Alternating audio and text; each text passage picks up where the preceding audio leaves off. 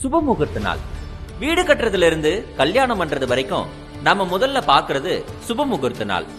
ஏன் எல்லோரும் ஒரு குறிப்பிட்ட நாளுக்காகவும் நேரத்துக்காகவும் காத்திருக்காங்க? அந்த நேரத்துல அப்படி என்னதான் நடக்கும்னு இந்த வீடியோல முழுசா பார்க்கலாம். முகூர்த்தம் அப்படின்னா கால அளவுன்னு அர்த்தம். ஒரு நாளை 30 முகூர்த்தங்களாக பிரிச்சிருக்காங்க நம் முன்னோர்கள்.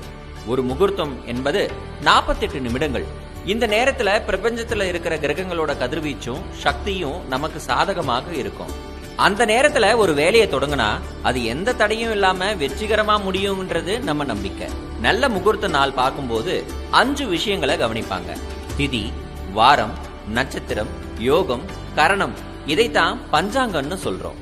ராகு காலம் யமகண்டம் இல்லாத நேரமாகவும் சந்திரன் நல்ல நிலையில் இருக்கும் நாட்களையும் தேர்வு செய்வாங்க. ஏன்னா சந்திரன் நம் மனசை கட்டுப்படுத்துபவர். மனசு தெளிவாக இருந்தா எடுக்கிற முடிவும் சரியாக இருக்கும், செய்யற காரியமும் சிறப்பாக இருக்கும்.